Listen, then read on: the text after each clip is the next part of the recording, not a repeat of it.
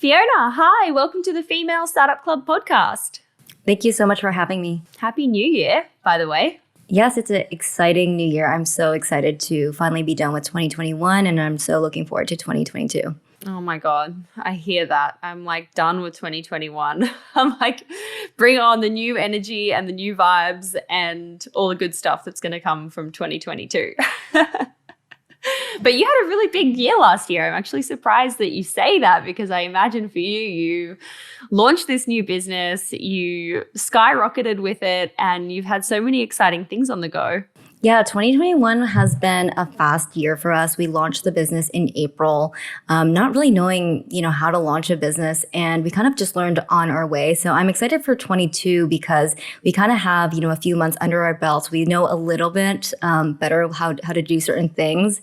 So it's kind of exciting to see us launching new products with kind of that skill set. You've ironed out some of the creases and kinks. Oh, there were so many. You've hit success. Now you're on the way to the next level, the sky, the stars. I don't know what. I always love to start each founder startup story by going back to the origins of when you were kind of thinking about starting a business, when you were thinking about, becoming an entrepreneur, and how you kind of launched the brand, how you kind of came up with the idea. Yeah, so we came up with the idea for Youthforia, right when the pandemic hit. And for those of you guys who don't know, Youthforia makes makeup that acts like skincare. We test all of our products by sleeping in it because for me, I wanted to make makeup that was so good for your skin, you could sleep in it. I am someone who sleeps in my makeup a couple times a week. And now, I sleep in my makeup because I'm testing new products. But this was something that I was doing since I was like 18. And there have been so many experiences, I want to say a handful of times where I've ended up in the hospital with these crazy allergic reactions because I slept in my makeup. My skin is incredibly sensitive. And this is just something that is such a big part of our process where we test everything by sleeping in it. I recruit my husband to test a lot of products also overnight. And it's because for me, I really wanted a brand that had done this for me. A lot of the ideas for Youthforia kind of came about during the pandemic. At the time I was living in Hong Kong, kind of got stuck there because of the pandemic. And I was just thinking, okay, well, what can I do from my apartment? I just wanted to start a business. And I think it was like that first week of not being able to see anyone that I realized that for me, the best part of wearing makeup is the fact that I get to go see people. I know I'm going to have a good time. And I am literally someone who, one sip of wine, I will sleep in my makeup that night. And so, I really envisioned this as a post-pandemic company, something that was going to be really fun. But yeah, it was really, I think I was just in the closet of the apartment that I was living in, thinking about, okay, what can I do? What's really resonating with me? What will make me happy in terms of once we get out of the pandemic, what does that look like? But yeah, I think, when you start a company during a pandemic, I'm sure it's incredibly different. There's a lot of things you can't do. But a lot of the early days was just Googling how to do certain things. And so I guess you can't visit manufacturers, you can't, go out and meet with potential partners, nothing. You've got to be doing it all from the house. Can you kind of go a little bit deeper on what your day-to-day life was kind of like in those early days of trying to figure things out, trying to meet with manufacturers, suppliers, and get those early samples ready? Yeah, so for our manufacturer, there's one that we use that's in Korea. We actually were able to fly to Korea before the pandemic hit. And during that trip, we literally just Googled makeup manufacturers. I'm sure there are better Google terms. I think we set up meetings with maybe 10 that we met in person. And for me, it was just the person that I ended up choosing to go with initially was because we just, clicked very well. We do things kind of differently in terms of manufacturing. There's definitely easier ways of going about it. And for me, I needed someone who really understood my vision and knew that they were going to make these crazy custom formulas for us. Normally, the way that you would do it is you would go to a manufacturer, they would kind of give you a book of products that you can select. For me, I wanted to do something just so different, and they would have to completely just rethink the formulation process. So for me, it was just important to find someone that understood that vision and would work with me. And it was an incredibly long process to make some of these formulas as well. How long did it take from kind of like meeting them and starting those early conversations around what you wanted to having the finished sample ready to go with packaging? With packaging, well, I think packaging usually takes a lot more time just because it's like our packaging is incredibly customized, and that was not an easy process. I don't know that I would recommend doing that on the first go because it was very stressful. But I think like from initial concept to when we finally launched the business, it was about like 13, maybe 14 months. Your packaging and kind of like product design with the little Lego-y, clippy things, I don't know what you call them, is so much fun. I love looking at them. And I'm just curious to know, like, how did you come up with that idea and how did you actually get that to fruition? Like, what do you have to, like, it's not obviously stock standard packaging. It's very out there. Yeah. So for me, I just remember looking at this messy apartment that I was in. And, when we started the company, we didn't expect the pandemic. It was a very messy apartment that I was in. And that's kind of how we came up with our tagline, "Life's messy, but your makeup isn't." And I took that concept and brought it into, our packaging. That's why it stacks. It like is nicely organized if you play around with it. And also like our ingredients. And for me, I wanted Youthforia to kind of emote a emotion. So Youthforia kind of means when you're really happy in your adult life, it just reminds you of your favorite childhood memories. For me, it's when I'm at a music festival, it reminds me of the first time being at Disneyland. And I wanted to bring that emotion into our packaging and our products. So that's why our containers, they have this Lego-esque throwback concepts. And that's also why like our formulas are a little bit unexpected. There is like a nice element of surprise to the experience of our products. Do you get a lot of feedback from customers about your packaging? Like, is that a big part of what other people talk about for the brand? Like, I assume it is, but what's your take on it? I think so. And also the formulas itself. I think I get a lot more feedback about the actual formulas because it's so different. Our best-selling product is BYO Blush. It's a color-changing blush oil. And I think people love just seeing like the color changes on their skin or how it looks on their skin. So we get a lot more feedback about that, actually. That's so cool. I love that. Kind of like those perfumes that change based on, who you are. Like it changes the smell. I love that. The beauty industry is notorious for needing a lot of startup capital and a lot of working capital as you get into it. How much money did you need to invest in the beginning to get the brand kind of like your first order and to launch? And how are you thinking about the money piece and like the funding path in general? We self-funded the company. I think I spent about like mid six figures. It was a lot more than I expected. But a lot of the costs went into, we did custom molds that actually cost quite a bit of money. And then we did a lot of custom formulation. So our MOQs were a lot higher than what you would typically order just because I wanted that customization. So it was, I don't know that I would go about it. Actually, no, I think I would go about it the same way if I were to do it again. But those were the two pieces that I really wanted to invest into. There are other places where I will try to like cut costs just because for me, formulation ingredients is like the most important. And I really wanted that customization for our components. And were you kind of self-funding through like savings or grants or loans, or like how were you approaching that? Yeah, it was literally my life savings. I remember paying for that first bill for your components, and you wonder how many units am I actually going to sell, and it is incredibly expensive to do custom components because in a like, for example, like a lip gloss container, that's like 6 or 10 molds that you have to make. And it is so expensive to do.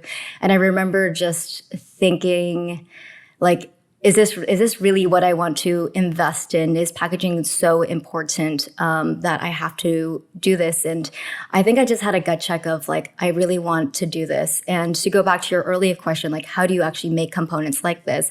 I don't have like a technical design background. I literally drew out things with a ruler on a piece of paper and I took a picture of it on my phone, WhatsApped or WeChat it to our manufacturer, and they kind of had the drawing and they 3D printed like different options. So our very early designs of this, they are so ugly. Like all the proportions are really off because I'm not actually a designer by trade. But they do help you. And it's actually incredible. You can just draw things on a piece of paper. The manufacturers are really good. They have technical design teams that will, kind of 3D render it. And then they will, send you examples before they actually go into making the molds. And then once you get the molds, you realize, okay, the edges are not as smooth. And it's actually a pretty long process. Oh my gosh, that sounds like so much fun. It's incredibly stressful because I think the first time doing it, you don't know, you're like, oh my God, is the quality going to be good? And then you kind of realize, oh, okay, this is actually part of the design process where, by the second round, they smooth out the edges or like the actual dimensions they look a little bit more even. But in the beginning, like I really had no idea of like proportions, like the curvature of these edges, like how to make things actually look and feel really nice.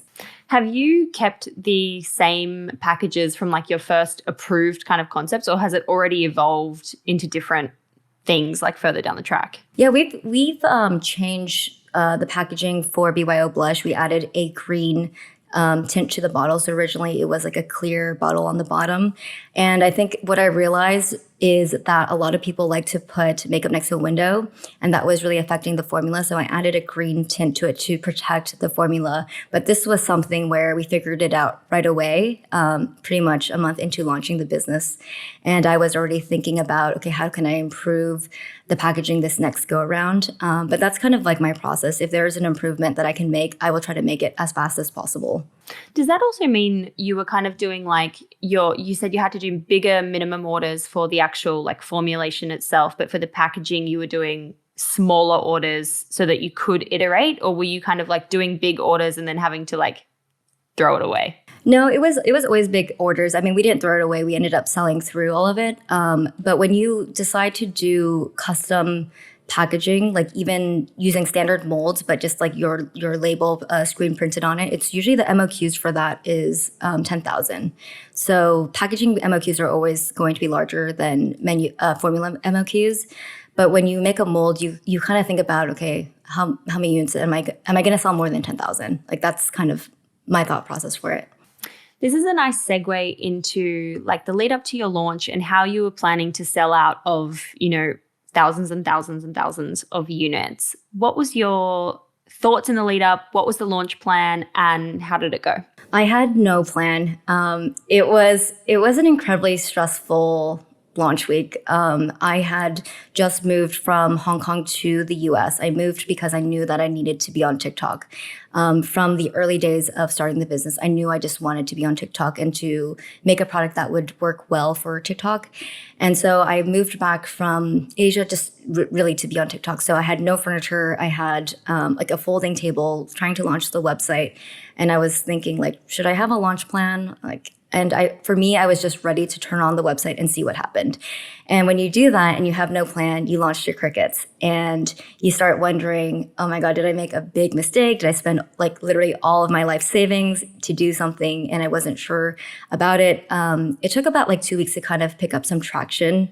But yeah, we didn't really have like a major launch. I do remember that press was starting to pick it up kind of organically. Not that translated into a lot of sales in the initial days, but what really popped for us, or a mini pop, was we actually had a customer post about us on TikTok. And I remember one day I was like, oh, I'm getting more than one order. I wonder what's going on. Like something must be going on. And then that's when I realized, okay, I should probably be on TikTok and start, making content consistently. And is that when you're saying like after about 2 weeks you started getting traction? Is that because you were showing up on the platform every day, or that was because other people were also starting to talk about it?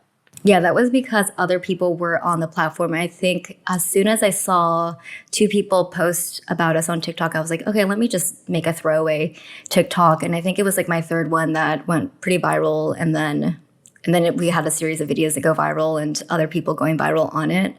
And then it became a really big marketing channel for us. But it took about, a couple months for us to kind of figure that out. Is your TikTok strategy now focused more on like you creating content as the founder and face of the brand, or is it focused on other influencers and other TikTok creators talking about the product, or is it a mix of both? Definitely a mix of both. On our account, it's me creating content. It's something where I block out several hours a day, just so that I have, the time to create content. And then, as just part of the ecosystem, we have influencers on TikTok that like to talk about it.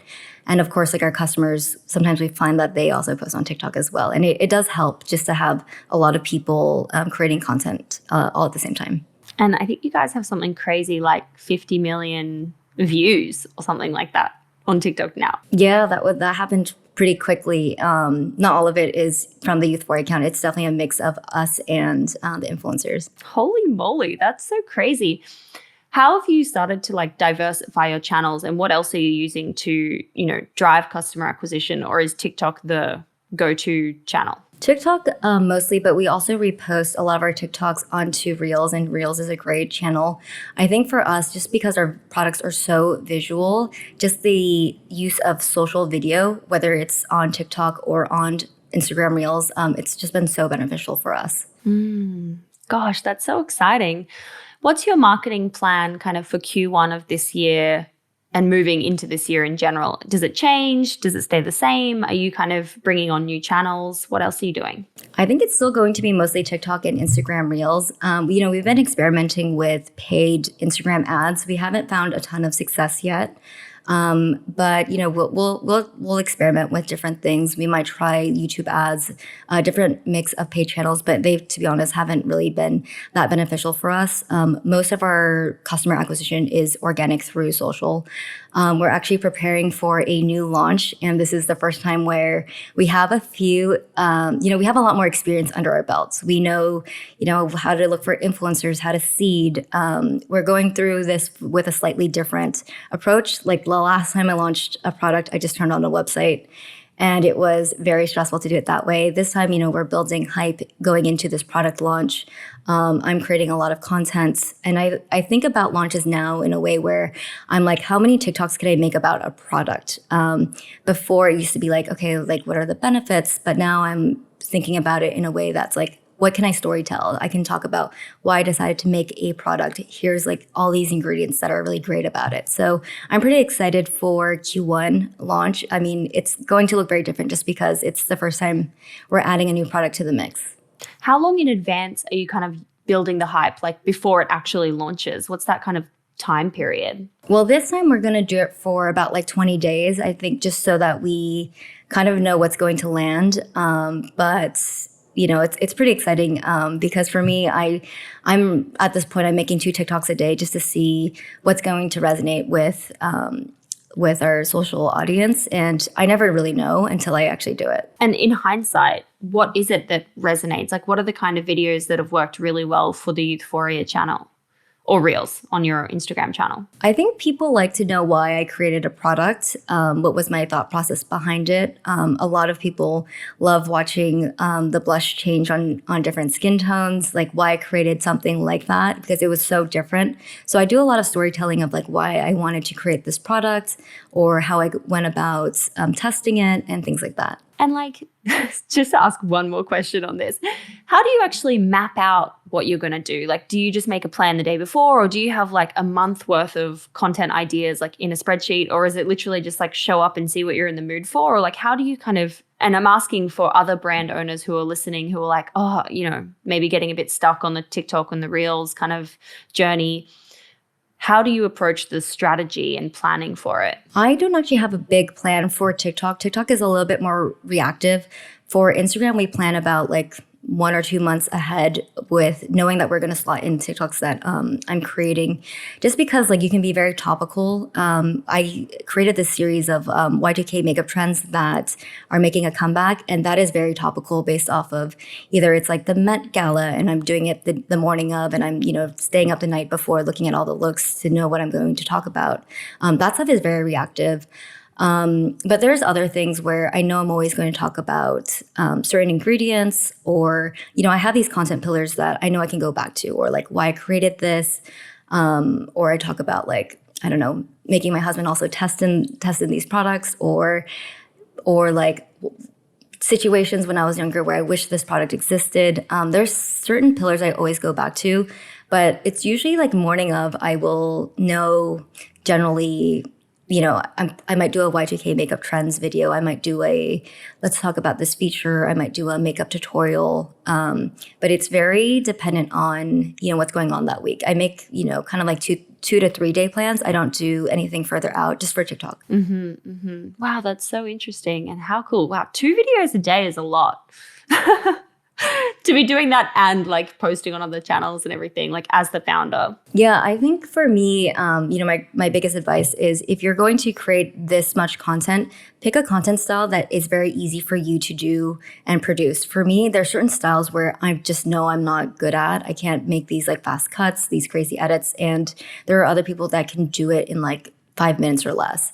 So for me, I just pick a style that I can do easily and I can do consistently. I won't try to change my style because it just doesn't come naturally for me. And I think it's so important to be able to audit yourself and be like, I know what I can do and what like my strengths versus my weaknesses are, and like lean into what you're able to commit to. Yeah, exactly. What do you think is your best piece of advice for beauty entrepreneurs coming into this year? I think, just get started. I think for me, the entrepreneurial journey has actually been a bigger mental health journey.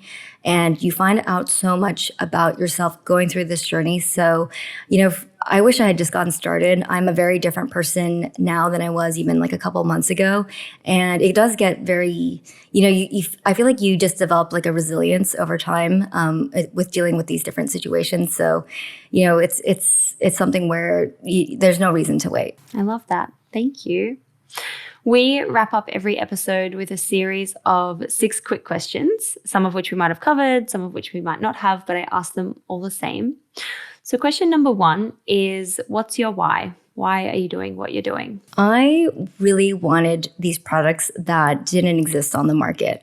I really wanted high quality makeup that could act like skincare. For me, I looked around and I couldn't find these products. So for me, my why is, I think a lot of people would like these type of products, and I just really want them to exist. A lot of my product development process is looking at how do I solve a problem from a very different way.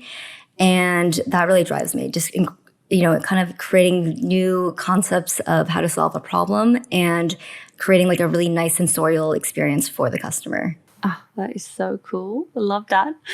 Question number 2 is, what has been the number 1 marketing moment so far? And TikTok as a whole can't be the answer. Definitely. We actually got featured on a Beauty Insider video on TikTok. I'm not on TikTok, on Snapchat. And that was incredible. I hadn't even had Snapchat at the time, but I could see a pop and that was like, this is incredible. I don't even know too much about Snapchat these days. Like, do you mean like an influencer on Snapchat? No, there's actually a publication that does videos. It's called Beauty Insider, and they didn't even tell us that they were going to do a video about the blush, and it just, we definitely saw the sales that day. Wow, that's so cool. It actually sparked something for me. I was reading about something else that you do, like these live shopping channels that are kind of specifically beauty app things. I don't know what it's called. Can you tell us about that? Yeah, I go on Super Great. I used to go on once a month, and it was incredible for us in the early days because you have like an hour to talk about your products, why you created it, how to use it. And I mean, it was really like such a great growth channel for us in the early days. And how come you don't do it anymore? Or are you still doing it, but just further between? Yeah, I basically just didn't do it last month, but I'm doing it this month. It kind of reminds me of that like movie, I think it's called Joy, where she does the shopping channel and she's selling her like mop or whatever she invents at the time, but in, today's landscape. But I actually don't know too much about these channels. No one's actually spoken about that before on the show. I hadn't even heard of Super Great until I read you talking about it in an article. And I was like, that's so interesting. I'm out of the loop. I watch a lot of QVC to kind of learn how to do live selling, actually. And Super Great is great because it's like just a community of people who love indie beauty brands. I mean, it is where, for us, like it's where our audience is. And it's just a cool way because you get to see their chat of like all the questions they're asking and you can answer them real time as well. That is so much fun. Is it just for beauty or are there other verticals like within it as well for fashion or other things? For Super Great, it's just beauty, but I've seen that like Amazon has, added like their live shopping feature. I haven't tested that yet, but it's something where I'm kind of like interested to test this year. Oh my gosh, that is so cool. Love it. Question number 3 is, what's your go-to business resource when it comes to book, newsletter, or podcast? I really like reading books of, businesses that I really admire. I read the Leonard Lauder book recently, and that was incredibly helpful to think about how did he think about his business over 3 decades. And then podcasts like this, I think every morning when I go on a run, I always listen to like someone's journey of how they started their business. Love that. Very cool. I haven't heard of that book before, so I'm going to check that out. Question number 4 is, how do you win the day? What are your AM or PM rituals and habits that keep you feeling happy and successful and motivated? Yeah, every morning I love to work out. I either meditate or I do something called meridian tapping, where it really helps me think about what I want to do for the day. And then at night, I always try to sleep 8 hours a day. I think nothing is worth staying up for, but sometimes, things happen. But I do try to do something where I can use relaxation techniques to really calm my nervous system so that I can start each day fresh with a fresh mind. Like what? What else besides the meridian tapping? I love taking baths. Sometimes in the middle of the day, if it's particularly stressful, I would just take a bath. But that's like the benefit of working from home. Yeah. A bath in the office, not going to work. Question number 5 is, what's the most important spend of $1 for you right now in the business? I would say probably my employee salary. I think having a good team around you is so incredibly important. If I, had limited budgets, I would just try to make a lot of TikToks to kind of offset some of that. But having that support system around me has been incredible. Amazing. And last question number 6 is, how do you deal with failure? What's your mindset and approach when something doesn't go to plan? I have, I feel like I approach failure as now just part of the journey. I mean, in a day-to-day basis, there's usually something that goes wrong. Previously, I would, freak out or I would, question what I was doing. Now I think about things as, just to kind of expect that some things won't go right. And I kind of use that as part of my process. Like we set aside time for things to go wrong almost. Just because it's less stressful when you kind of plan for things to not go right. But yeah, I just see it as part of the journey. Amazing. That is sound advice. Plan for things to not go right. Leave time for things to not go right. I love that.